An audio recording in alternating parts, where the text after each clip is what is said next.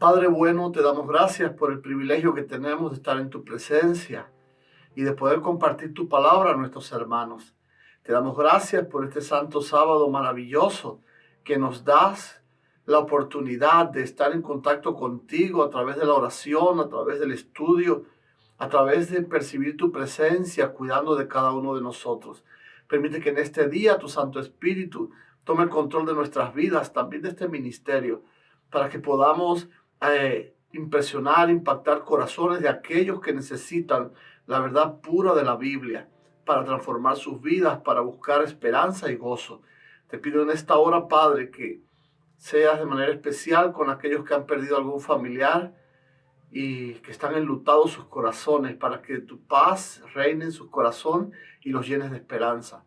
También te pedimos por nuestros hermanos enfermos, para que tu gloria se manifieste, oh Dios bendito, y podamos ser testimonio de que Dios no se olvida de sus hijos. Quédate con nosotros ahora y muéstranos tu poder. En el nombre de Jesús. Amén. Mis hermanos, en esta hora quiero invitarte. En el Evangelio de Lucas aparece una parábola interesante. Para mí es mi historia favorita de toda la Biblia. Es la historia acerca del hijo pródigo. Y quisiera comenzar hoy en la mañana la primera parte de este estudio, que también tendremos en la tarde. Y vamos a comenzar ahora allí en el versículo 11, donde dice el texto: también dijo, un hombre tenía 2 hijos. Ahora es interesante este punto porque quiero detenerme aquí para resaltar algo muy importante. Hoy se están inventando muchos caminos, muchos grupos, pero la Biblia, como acabamos de leer, me dice que Dios solo tiene 2 tipos de hijos. Y yo doy gloria a Dios en esta mañana, pues Dios no escoge a sus hijos entre buenos y malos, porque si Dios escogiera a sus hijos entre buenos y malos, o los diferenciara entre buenos y malos, ¿en qué grupo creerías tú que estaría este servidor tuyo? Pues seguramente, como la Biblia dice, que miré debajo del sol y no vi a nadie bueno, pues realmente me tocaría estar en el grupo de los malos. Sí, tristemente todo lo que podemos obtener lo podemos alcanzar solo por la gracia y la misericordia de Jesucristo. Así que, entonces, ¿cómo Dios clasifica a sus hijos? Bueno, pues hay 2 maneras de mostrarse, que tienen los hijos de Dios, de mostrarse al mundo. Unos son aquellos que creen que tienen que hacer algo para llegar a ser hijos de Dios. Y quizás sea esta una doctrina terrible que está impidiendo que muchas personas pues se acerquen a Dios, porque creen que es una carga muy pesada, que se deben hacer sacrificios enormes para poder llegar a ser hijo de Dios. Por eso muchas veces encontramos a hermanos, amigos que llegan a la iglesia, que se entregan a Jesucristo, y pareciera como que el enemigo se convierte en su tutor. Y entonces le dice, bueno, ya te metiste con los cristianos, te aceptaste a Jesucristo, ahora no puedes, tienes que vivir ahora sin hipocresía. Y le ponen como un entrenador allí: tienes que hacer esto, tienes que hacer lo otro para agradar a Dios, y tienes.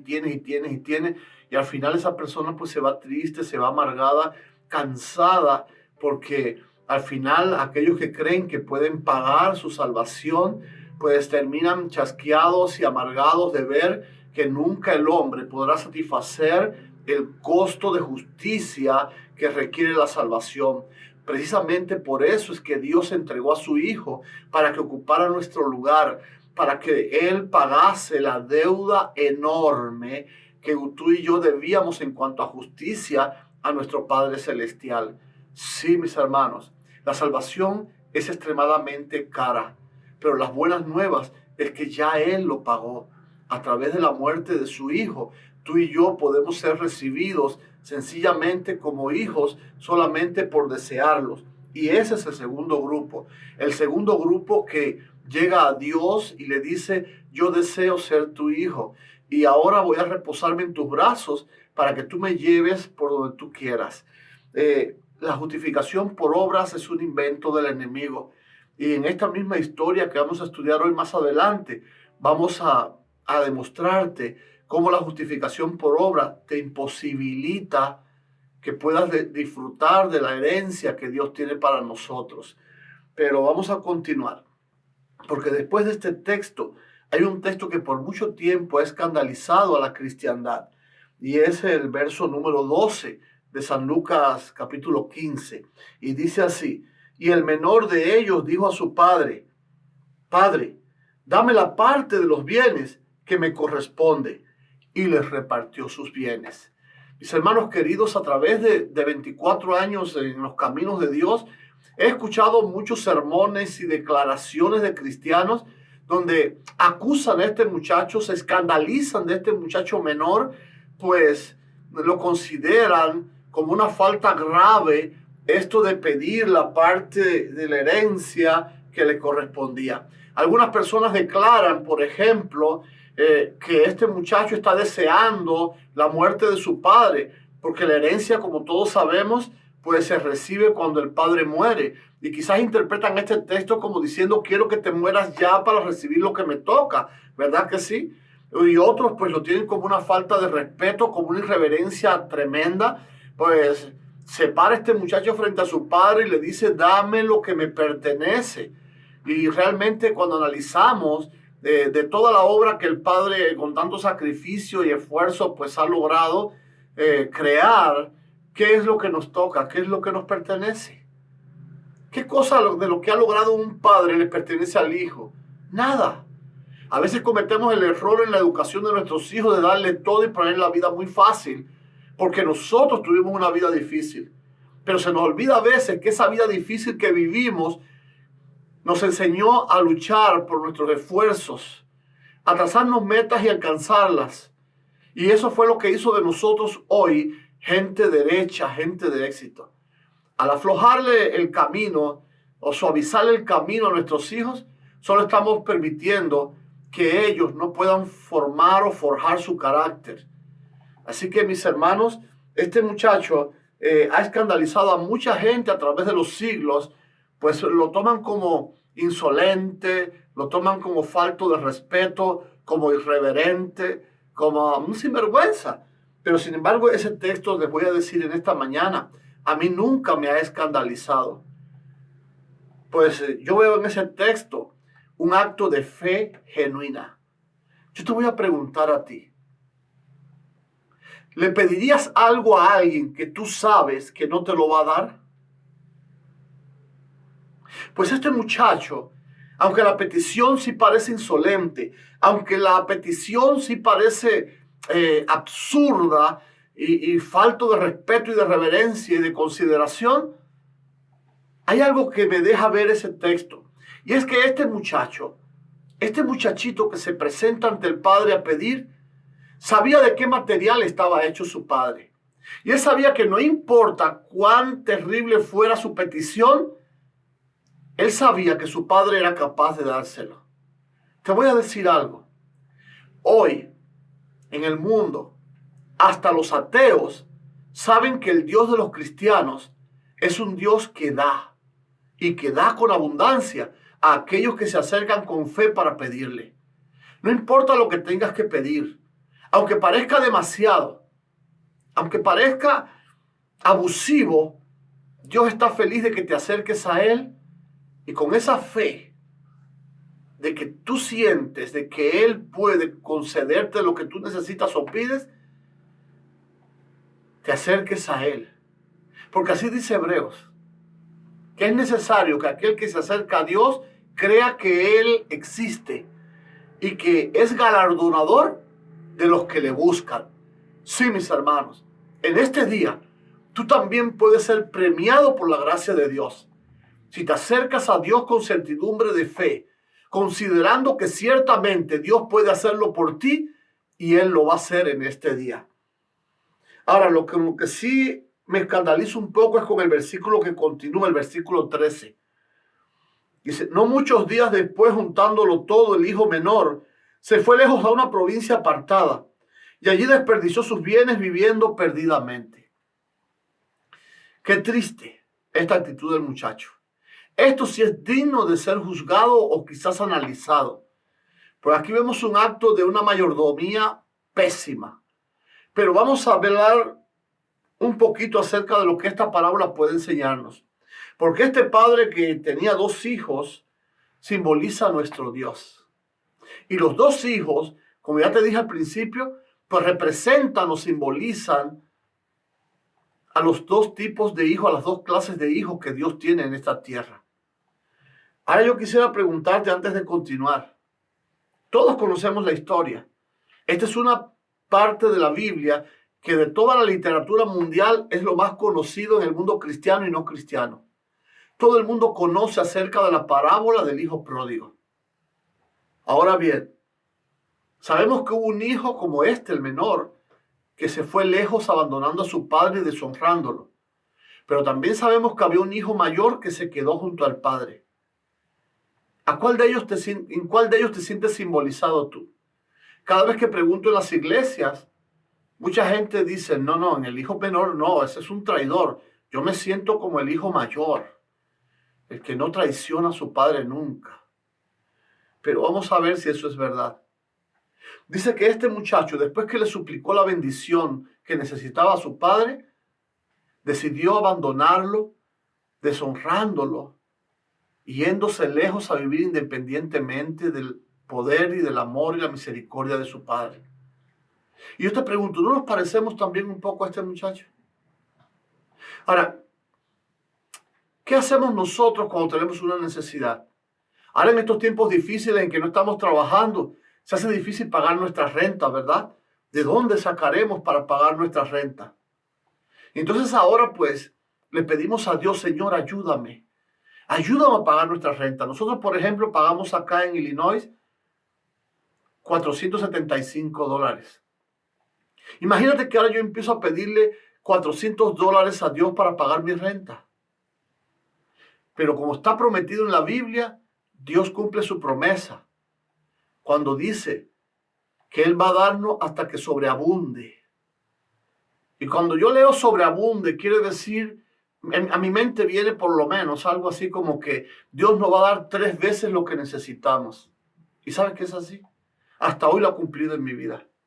Ahora imagínate que yo estoy pidiendo $400 para poder pagar la renta de este mes. Y Dios, cumpliendo su promesa, me da 3 veces lo que yo necesitaba.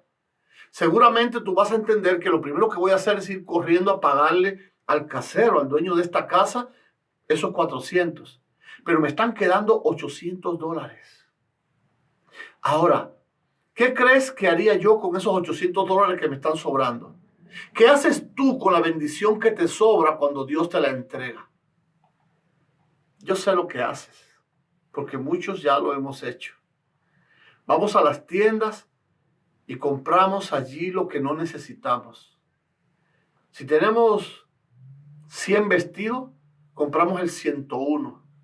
Si tenemos 60 pares de zapatos, pues compramos el 61. Si tenemos 50 corbatas, pues compramos las 51. Y si un líder o un anciano o el pastor nos encuentra allí en el mall y nos dice, ¿por qué compra lo que no necesita? ¿Por qué derrocha el dinero así? Y usted le dice, tranquilo, porque yo ya diezmé este dinero. Así que con el resto, pues yo hago lo que me dé la gana. Y eso está mal. Esa mayordomía es pésima. No sé de dónde teológicamente adquirieron estos conceptos. Te voy a hacer una pregunta. Ya para ti está claro de que el diezmo es de Dios. Pero ¿y la ofrenda de quién es? De Dios también. Si no, porque dijera allí en Malaquías, vosotros toda la nación, toda me habéis robado. Y cuando la iglesia esta de Malaquías, que es una iglesia que se hacía la tontita, le dice a Dios, ¿y en qué te hemos robado? Dios le dice, en vuestros diezmos y vuestras ofrendas. Sí, los diezmos son de Dios y debemos devolverlos. Pero también la ofrenda es de Dios. Es a través de la ofrenda que nos acordamos que también tenemos otro hermano que necesita, y a quien Dios quiere alcanzar a través del esfuerzo nuestro, a través de nuestro testimonio de compartir con aquellos lo que están necesitando. Sí, eso es una mayordomía responsable. No solo pensar en nosotros, sino pensar también en los demás. ¿Ves? Quizás un poco nos parecemos más al hermano menor. También hay personas que cuando estaban del otro lado del río, o quizás venían en el tren ese llamado La Bestia, le pidieron a Dios: Señor, si me permites llegar a los Estados Unidos, yo voy a serte fiel, yo te voy a servir. Otros, como los cubanos, que dirían: si me permites que esta balsa llegue hasta la tierra seca y yo me establezco en Estados Unidos, yo te voy a servir todos los días de mi vida.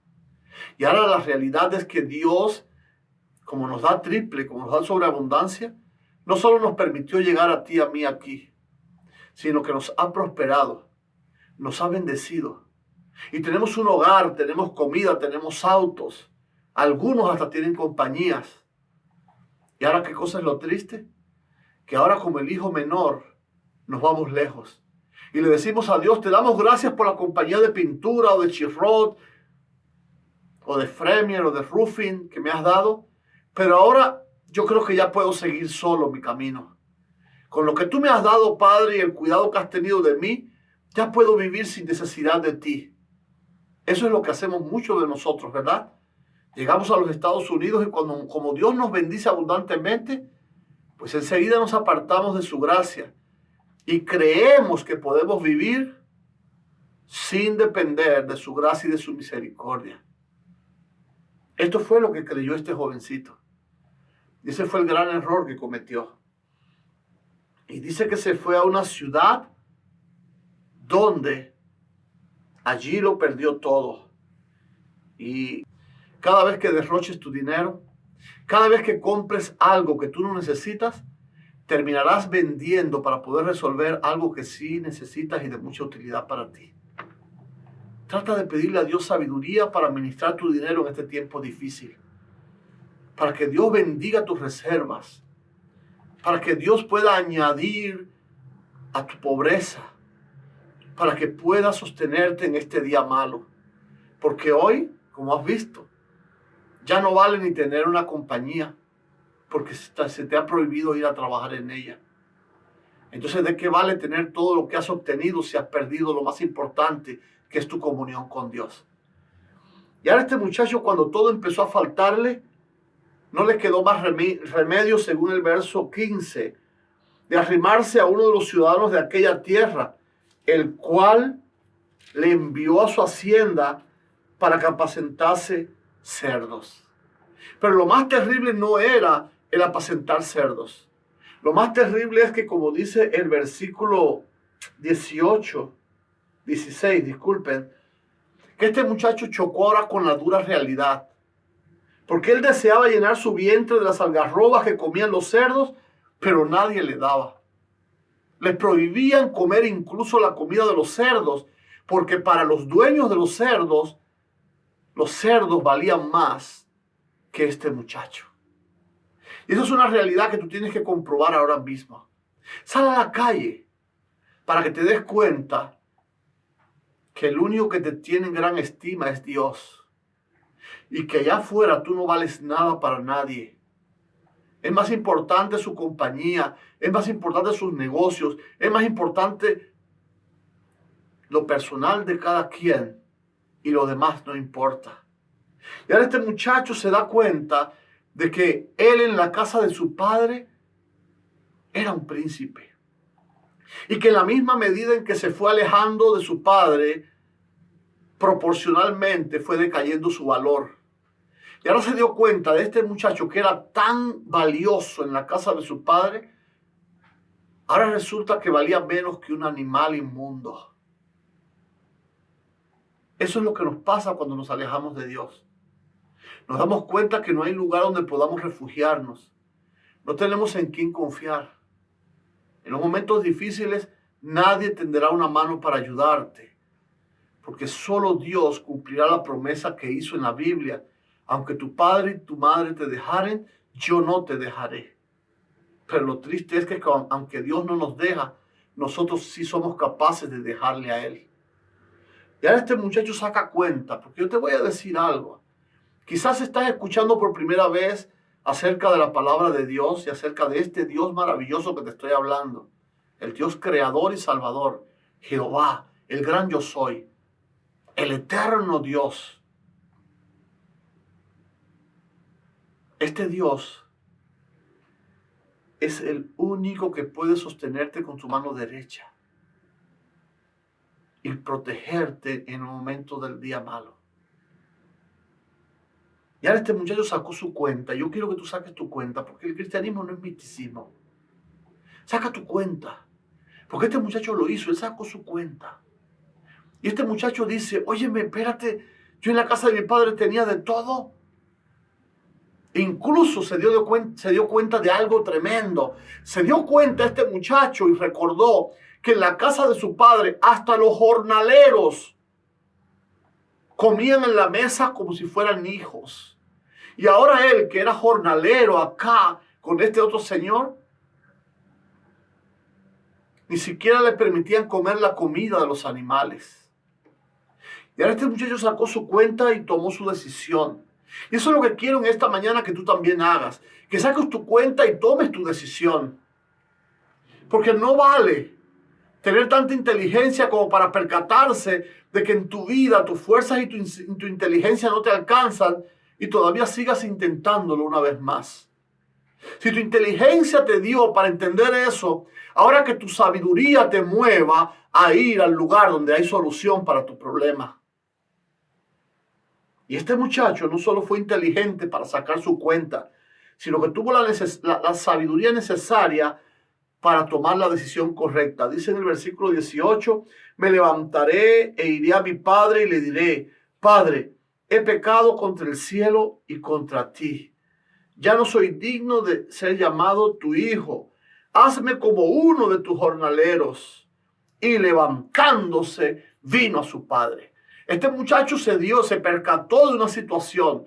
Algo le estaba faltando. Se dio cuenta que realmente era cierto lo que los cristianos estaban anunciando desde hace siglos, que lo más importante en la vida es Dios. Y hoy, a través de estas desgracias y catástrofes, nos damos cuenta que los cristianos tenían razón, de que solo Dios tiene solución en un momento de crisis como la que estamos viviendo. Claro, Dios tiene solución en cualquier tiempo, solo que esta crisis nos está permitiendo ver cuán equivocados estamos al creer que nuestras riquezas, que nuestra compañía, que nuestra casa, que nuestro auto, que nuestras posesiones podían hacer algo por nosotros. Pero ahora este muchacho se percató, se dio cuenta de eso y tomó la decisión. Y allí mismo se levantó y se fue al encuentro de su padre. Pero ahora iba en una actitud correcta. Porque ahora este muchacho sabía que si el padre lo recibía era por su inmensa misericordia y su gracia. Porque él, según él mismo, no merecía ser recibido como un hijo. Ahora este muchacho va practicando su sermón por el camino. Y a mí me impacta algo. Es en el versículo 20 donde dice, y levantándose vino su padre, y cuando aún estaba lejos lo vio su padre. Y fue movido a misericordia y corrió y se echó sobre su cuello y le besó. Y tú preguntarás, ¿y por qué te impacta esto? Miren, el asunto es que esto tiene una connotación mayor. Es que este muchacho que estaba regresando no era el mismo muchacho que había salido de la casa. No. De la casa de su padre había salido un príncipe con ropas finas, quizás con una caravana de 6 camellos llenos de todas las bendiciones que el padre les había repartido. Porque el versículo 12 dice que el padre reparte los bienes entre los hijos. Y ahora el hijo menor llena las alforjas de sus camellos y se va lejos de la casa de su padre. Y los vecinos ven la ingratitud de este hijo. ¡Qué miserable! Después que el hijo le dio tanto, que después que el padre, disculpen, le dio tanto, ahora la decisión de este muchacho es abandonar a su padre. Quizás su hermano mayor también pensaba lo mismo. Este chico es una basura. Pero lo tremendo no es lo que ellos pensaban, sino la Biblia deja claro lo que este mismo muchacho pensaba acerca de él. Fue capaz de intentar vivir sin Dios. de aquel que le ha dado la vida, de aquel que ha garantizado su salvación eterna. Hoy, a través de esta enfermedad, como comentábamos anoche, hemos podido entender cuánto valor tiene lo que Dios nos regala cada día. El oxígeno, por ejemplo.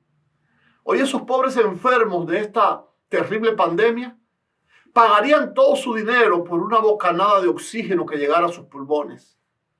¿Cuánto valor tiene lo que Dios te ha regalado a ti hoy, que te ha permitido abrir los ojos y respirar? Parece algo simple para ti, pero anoche en muchos hospitales de este mundo hubo mucha gente que quería abrir los ojos o que pensaba y durmieron anoche en la fe de que iban a abrir los ojos hoy. Pero allí quedaron. Pero a ti Dios te ha dado el privilegio de que tengas vida, de que puedas respirar. ¿Cuánto valor tiene eso? Pero lo cierto es que llevamos mucho tiempo queriendo vivir independiente de Dios. Tú y yo no podemos vivir independientemente de Dios. Lo que pasa es que Dios en su misericordia no nos hace como merecemos. Porque aquellos que dicen Dios no existe, yo no quiero saber de Él, pues Dios debería retirar todo el oxígeno junto con su presencia. A ver cómo iban a poder vivir por sí mismos. ¿No es cierto? Pero Dios es tan lindo que según la palabra dice, es capaz de permitir que la lluvia caiga sobre justos, pero también sobre los injustos. Y cuando Dios derrama bendiciones sobre este planeta, también se benefician aquellos que dicen que Él no existe. ¡Qué ironía! ¡Qué tristeza! ¡Qué vergüenza! Y tú y yo por mucho tiempo hemos estado viviendo en ese lado, en esa parte de la humanidad que dice que Dios no existe. Pero sí estamos aprovechándonos del oxígeno, de la luz del sol, de este planeta que Dios creó. Eso no es justo, pero además es vergonzoso. Y ahora este muchacho viene avergonzado. Pero este muchacho que regresa, como te dije, no es el mismo que salió. Es alguien que ha probado del fracaso. Es alguien que ha probado la derrota. Es alguien que ha mordido el polvo de la desilusión, de la decepción. Y ahora regresa ya no un príncipe. Ahora regresa un hombre con ropas sucias y rotas, descalzo, peludo, todo desgreñado y despeinado, sucio, apestoso, con olor a puercos. Yo me digo, ¿cómo es posible que a lo lejos Dios pudo reconocer a su hijo debajo de toda aquella mugre de imperfección y pecado? Pero sí, no importa cuán lejos te hayas ido, no importa en qué condición tú estés regresando hoy, Dios desde lo lejos puede verte y no lo dudes. Él va a correr a ir a abrazarte y a recibirte con alegría, porque Dios es un Dios maravilloso. Yo siempre que toco este tema tengo que tocar un punto. ¿Te imaginas la confusión que debe haberse creado en los vecinos o los testigos que estaban viendo esta escena? No, ellos no podían reconocer al hijo debajo de toda aquella mugre como si lo puede hacer Dios. Y seguramente estaban diciendo en su corazón, pobre señor de la hacienda. Hace tiempo atrás perdió a uno de sus hijos y ahora le llama hijo a cualquier cosa. Sí, porque era cualquier cosa lo que estaba regresando. No era el príncipe que había salido.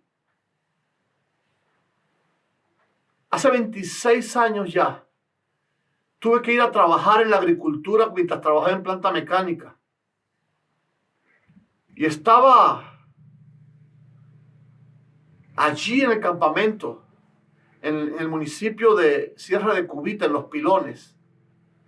Y cuando llegué al campamento, pues salí a buscar este aguardiente casero que se fabrica en Cuba, al que todos llaman chispa de tren. Porque yo estaba prisionero, esclavizado en el alcoholismo. Y enseguida alguien me dio la orientación para cómo llegar a casa de Pancho, el anciano que distribuía o vendía este tipo de bebida. Cuando toco la puerta de aquel hombre, ante mí se presenta un anciano arrugado, envejecido, pero no tanto por los años, sino como por el dolor y el sufrimiento. En cuanto aquel hombre me ve, empieza a llorar. Y lloraba desconsoladamente. Y gemía de una manera que me asusté. Yo dije, si algún vecino escucha a este viejo llorar y ve a un desconocido en su puerta, seguramente me voy a meter en un gran problema. Y yo le suplicaba al Señor, por favor, ya no llore, yo solo vine para conseguir un poco de chispa de tren, de aguardiente. Por favor, yo no quiero hacerle ningún daño. Cálmese. Pero el hombre no paraba de llorar. Desconsoladamente lloró por largo rato, hasta que su alma se vació. Y entonces aquel hombre pudo hablarme y decirme, es que tú no sabes. Hace algunos años atrás, Fidel Castro envió a mi joven hijo a Angola a la guerra. Y allá me lo mataron. Y ese muchacho era igualito a ti, me dice él. En aquel tiempo, hace 26 años, yo no era cristiano todavía. Pero aquello me conmovió tanto que yo abracé a aquel pobre anciano. Y yo le dije, yo no me parezco a su hijo. Yo soy su hijo. A partir de ese momento, los 15 días que estuve allí en la agricultura, cada vez que terminaba la jornada de cada día, yo iba a visitar al viejo Pancho. Conversábamos largo rato y a veces caminábamos por el pueblito aquel de campo. Y yo escuché a mucha gente que a nuestra espalda decían, ciertamente se parece a Francisquito. Pero para serte sincero, también escuché a mucha gente que decía, pobre Pancho, le mataron a su hijo en Angola y ahora le llama hijo a cualquier cosa. Sí, a cualquier cosa. Porque hace 26 años eso es lo que yo era. Alguien que pretendía vivir sin Dios y que lo único que había alcanzado era andar con harapos de alcohólico y con la peste de cerdo que nos da el pecado. Hace 24 años llegué a la iglesia de Garrido. Alguien me llevó a un social de los jóvenes en la noche, en la tarde de un sábado. Ese día los jóvenes me recibieron con un amor inmenso. Ese día, a través del amor de esos jóvenes, yo sentí como Dios me decía, vete y no peques más. Pero más que eso, sentí como Dios me abrazaba y gritaba con todas sus fuerzas, mi hijo ha regresado a casa. Y yo no sé si en el universo alguien fue capaz de decir, pobre Jehová, hace 2000 años le mataron a su hijo en una cruz y ahora le llama hijo a cualquier cosa. Sí, aunque te sea difícil creerlo, fue por la muerte de Cristo en la cruz que nosotros hoy somos recibidos como hijos en la casa de nuestro Padre. Ese día fue el día más feliz para ese señor de la hacienda. ¿No lo crees? También fue un día feliz para su hijo. Pero fue un día terrible para alguien. ¿Sabes para quién? Mucha gente dice, para el hijo mayor, para el hijo mayor. Pero yo siempre les digo, no. Hay alguien a quien le fue peor ese día. En el versículo 23 de Lucas 15 nos dice, y traed el becerro gordo y matadlo. ¿Te das cuenta?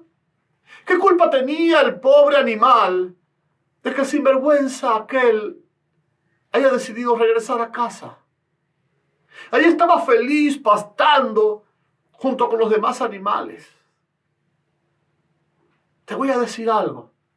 Si el padre de esta historia simboliza a Dios y los dos hijos simbolizan a los tipos de hijos que Dios tiene en esta tierra, quiero que sepas, sí, eso que estás pensando, que el becerro gordo simboliza a Jesucristo. Vamos a verlo de esta manera. Esa granja era lo que era porque el becerro gordo estaba allí. Los animales que vivían en la hacienda eran felices porque vivían en la presencia del becerro gordo. De otras granjas venían a contemplarlo en su hermosura.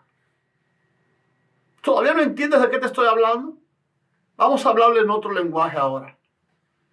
El cielo es un lugar bueno para vivir porque Jesús está allí. Los que hoy viven en el cielo son felices porque viven en su presencia. De todos los mundos vienen a su presencia a contemplarlo en la hermosura de su santidad.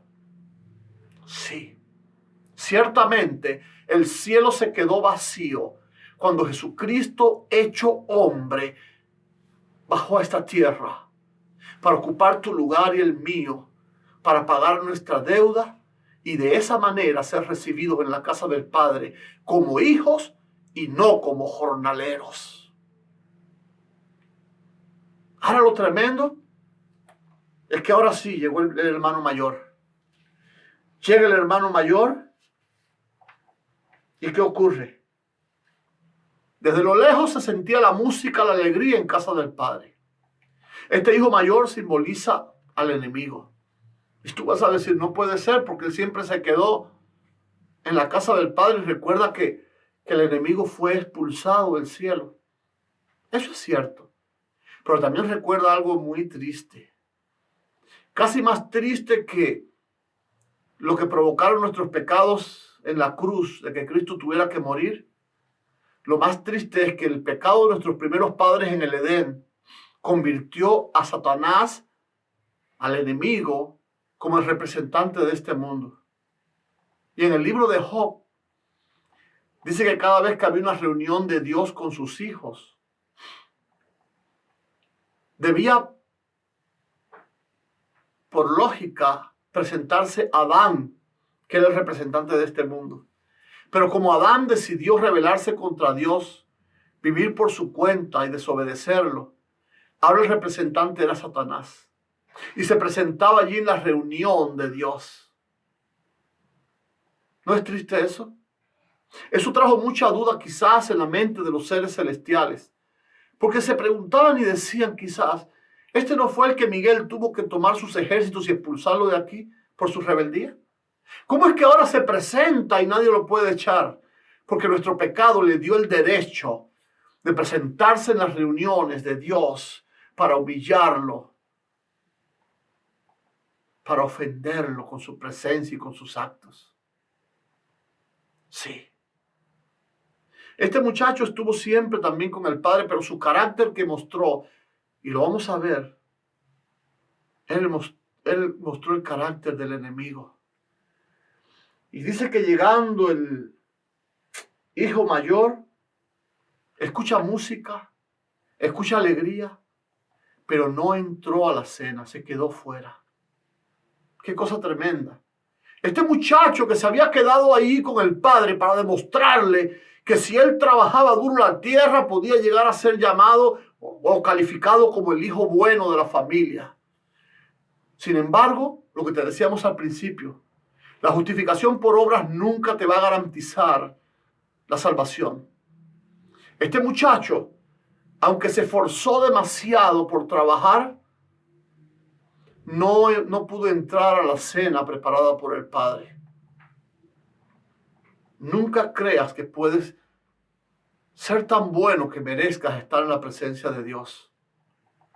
Solo aquellos que vienen humillados a su presencia, como ese hijo pródigo, como ese miserable que lo traicionó una vez, pero ahora regresa arrepentido y le dice, yo no soy digno. Pues precisamente eso es lo que te hace digno para estar allá. Hay mucha gente hoy que dice, la iglesia está llena de hipócritas, y quizás tenga razón. Porque todos esos hipócritas hoy le están diciendo a Dios, perdóname, yo no valgo para nada. Estoy lleno de debilidades y pecados, sálvame. ¿Y sabes qué triste? Que muchos que se piensan perfectos, como este muchacho mayor, se van a quedar afuera. Y muchos de los que tú pensabas que eran tan malos por haber entregado su corazón a Dios, van a tener la oportunidad de irse con Él a reinar por la eternidad.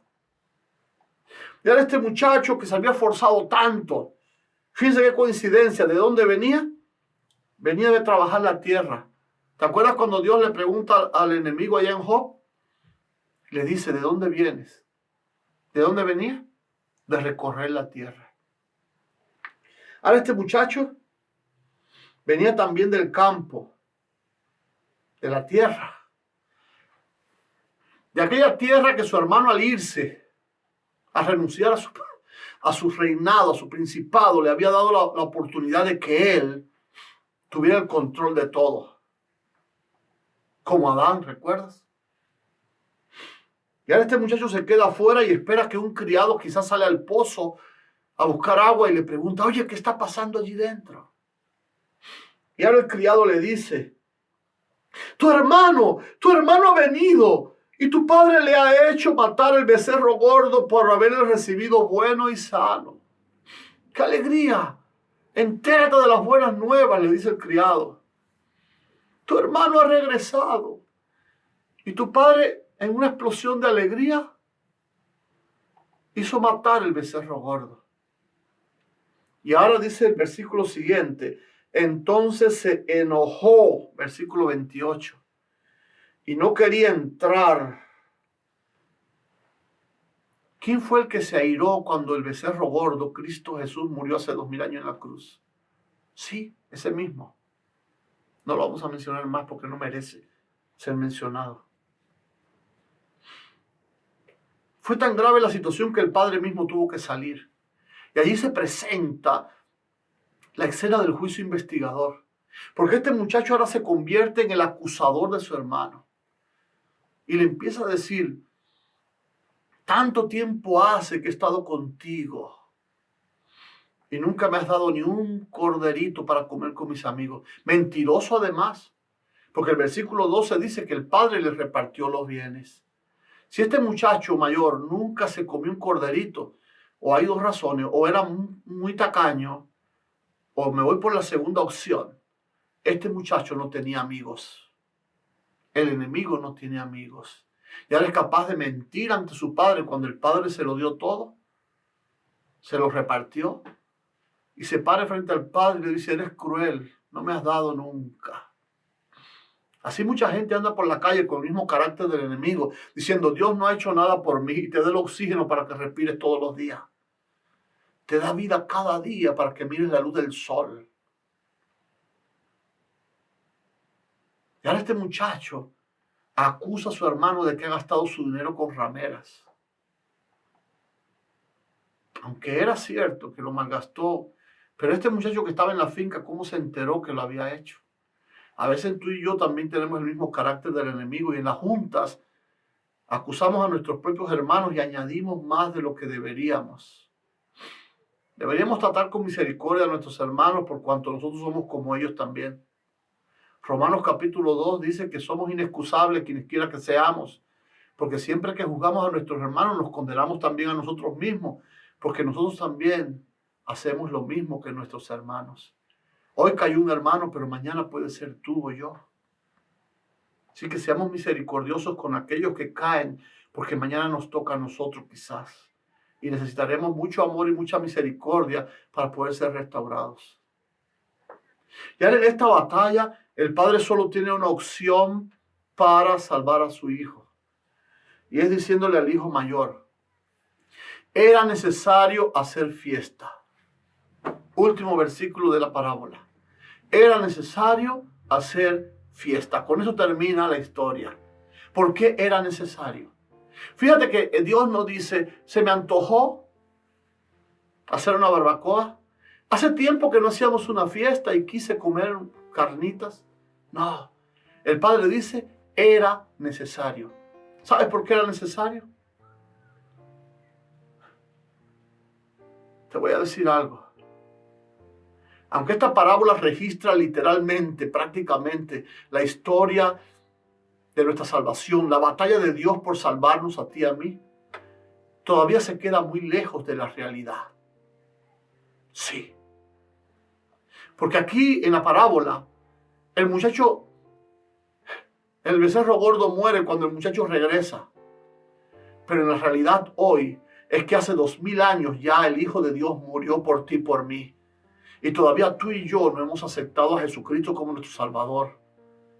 Y el mundo hoy está viviendo sin importarse en lo que el cielo nos ha regalado a través de Cristo Jesús. Y sin embargo te voy a decir algo. La verdad yo no sé cómo pueden vivir tan indiferentes después de un regalo tan maravilloso.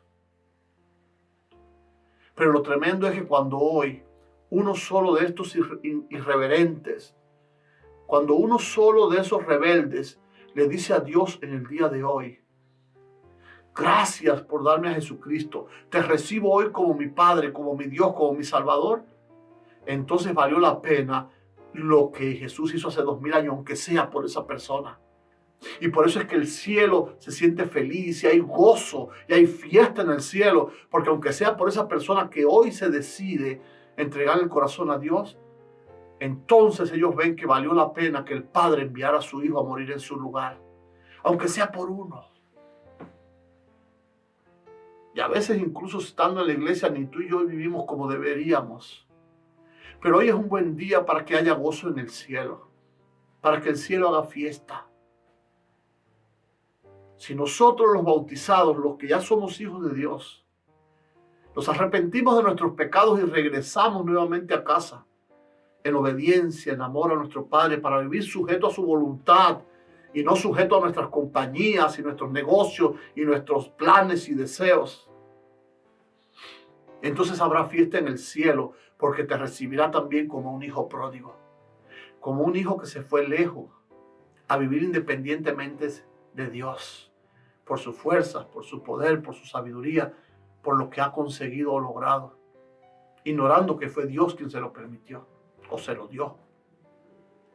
Pero también hay hermanos que quizás o amigos que están escuchando en este día y nunca han tomado su decisión de permitir que Dios tome el control de su vida. Si tú decides regresar hoy, también habrá fiesta en el cielo por tu regreso a casa.